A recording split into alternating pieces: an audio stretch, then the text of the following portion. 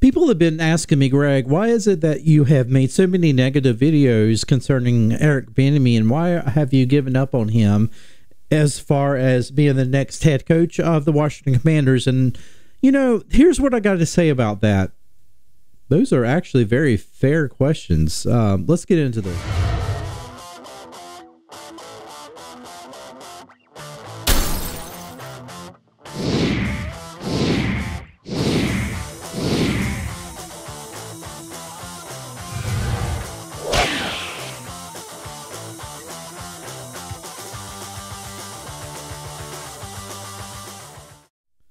Hey everybody, welcome back to another video here on the Washington Football Maniacs YouTube channel. My name is Greg, and this channel is dedicated to the Washington Football Commanders. You thought I was going to say Maniacs. Well, guess what? It is dedicated to you Maniacs out there. And speaking of that, we have memberships, and nobody has of yet to take that plunge, but not to worry, I am going to get somebody to become members of this channel, because guess what?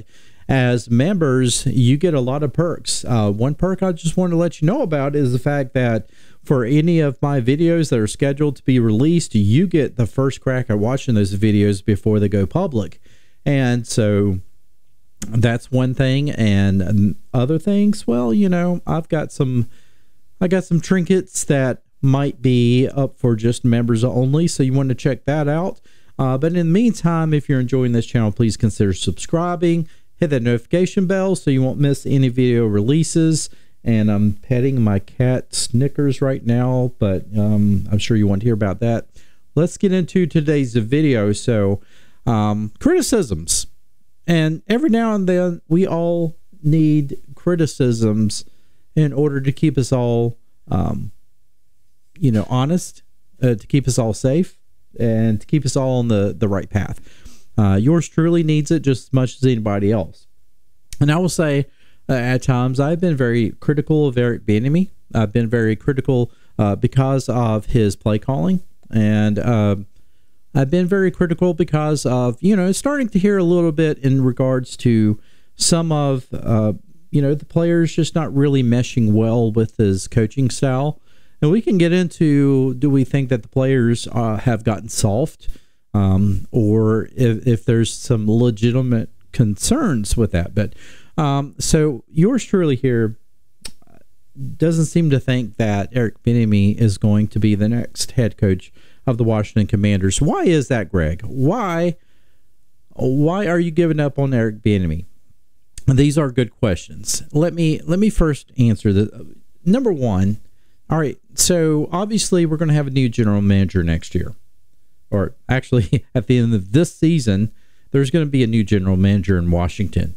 And I believe that with that, obviously with the hire of Eugene Shin, who is our analytical guy, they're going to be using analytics to try to come up with the best possible candidate to be the next head coach of the Washington Commanders. Now, of course, it doesn't just go into analytics and stats and all that, and then you kind of, you know, take the dart and throw it there, and it's like, that is the guy, let's go out and get him.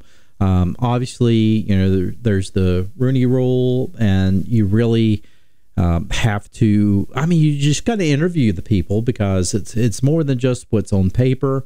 It's how the personality is. It's just their vision for things, and it's all of that. So analytics is only a part of the whole situation. But that being said, I am not sure that the next general manager is going to honestly be picking Eric Bieniemy. But I think what he is going to do is he's going to sit down and he's going to interview with Eric Bieniemy. He's going to have a talk with him. I think he's going to give EB a chance to interview for the head coaching position, because in the end, he wants to be able to know that Eric Bieniemy meshes well with the vision that Josh Harris has of the franchise, that, of course, the general manager is going to need to have the same vision as what ownership has, which honestly, if the ownership is worth the grain of salt, then their ownership's vision is for this franchise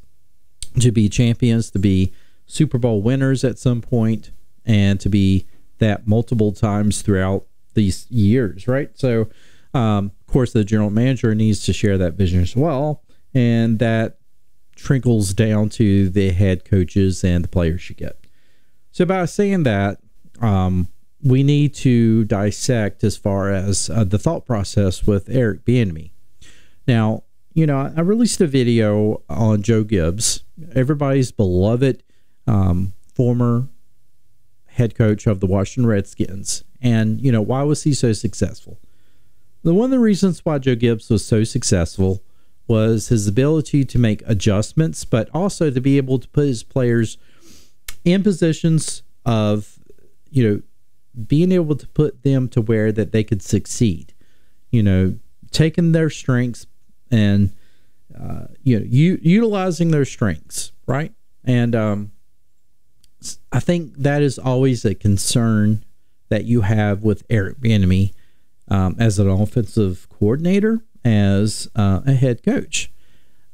Is it going to be the EB way or the highway, or can Eric Bieniemy take a look at what he has as far as talent, and can he decide that, you know what, I've got some very special guys on this team that maybe I need to figure out how I can compromise, not necessarily compromise, but how I can adjust what I'm doing to fit better for them so they can fit into my game plans, they can fit into the philosophy that I have, because I want them to be successful and I want them to be successful on this team.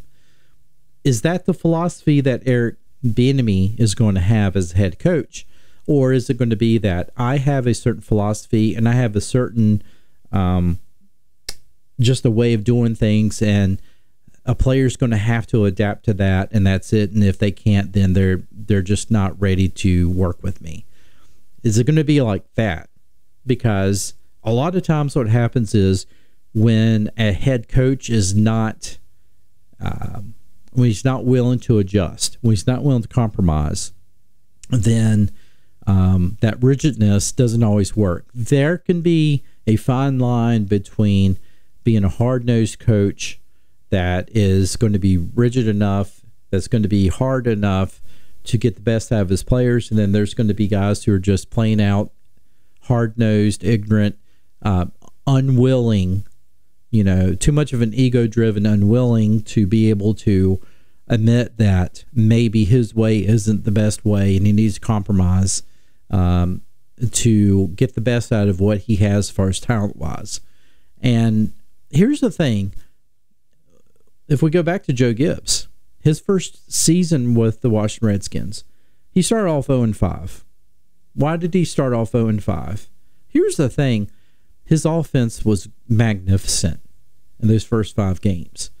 And you could go back and you could look at, I think it was in the America's Game special back on the NFL Network when they were talking about Super Bowl 17, I believe it was, in 1982. That season, well, the 81 season, the first year that Joe Gibbs was the head coach of the Redskins, started off 0-5.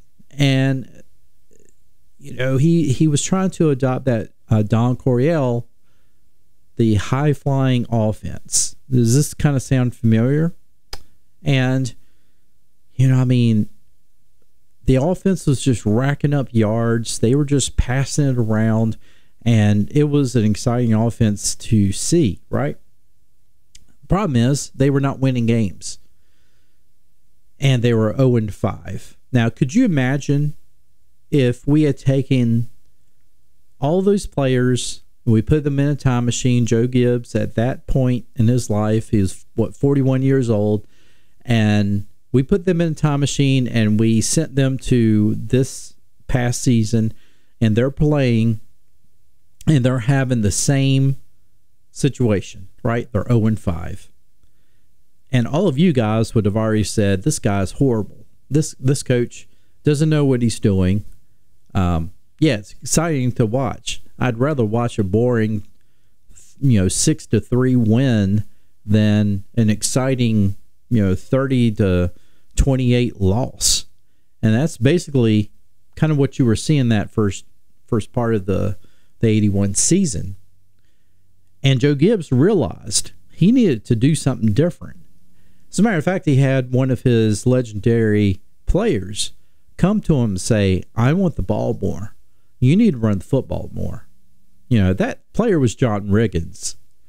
And so, you know, Joe Gibbs was like, you're absolutely right. So they retooled everything. They said, you know what? We're going to start having more of a ball-controlled offense.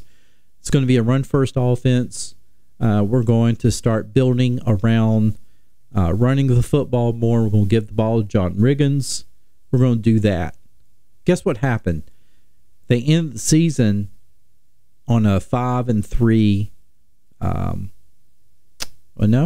guess it was more of a 8-3 run.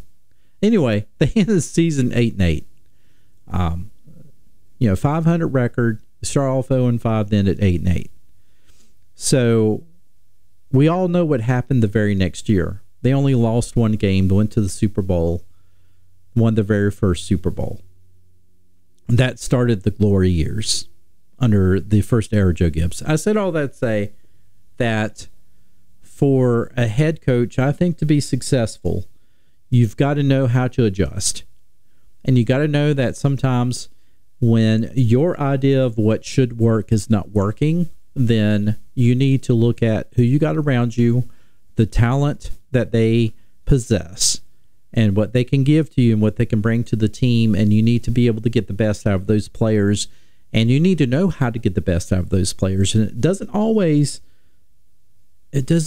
mean that it's a hard-nosed approach, that you need to live up to my expectations of what I want. Sometimes it's the expectations of what you want that doesn't necessarily work.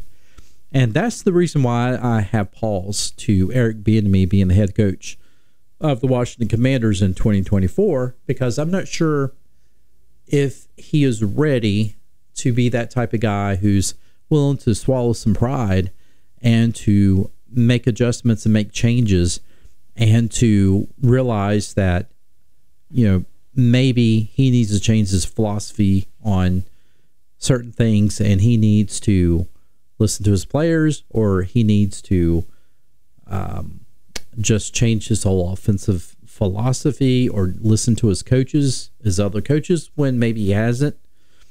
I don't know what it is, but I just feel like some of his things that he said in the media doesn't always tell me that it's a sign of a coach that is willing to be open-minded. And to me, one of the most successful head coaches are the ones who are open-minded, who are looking at every way to get the best out of everybody. And they realize what they bring to the table initially isn't always going to be successful, and that's okay. If they know how to make adjustments from there and to get to the point where they're successful, and it's what is good for everybody, and it's good for the team, that is what ultimately wins you championships. Folks, I hope that kind of sheds some little light on why I am a little apprehensive on Eric Bieniemy being the next head coach of the Washington Commanders. I think necessarily he's worth an interview to sit down and at least talk to him about things like that, his philosophies, and to really just gauge how his team feels about that. You know, there's certainly upsides. I did a little YouTube short on 3 upsides of why Washington should hire him and bring him back. And that could also be another video. Let's say that Washington does hire a totally different head coach. Should it be possibly worth it to the Commanders, to that head coach, to retain Eric Bieniemy as an offensive coordinator? And would Eric Bieniemy be open to come back in that capacity? Folks, hope you enjoyed this video. Let me know in the comments how I did. Leave me a comment. Share this video if you liked it. Give it a like, give it a share, give it all that stuff. And folks, I will see you in the next one. Take care.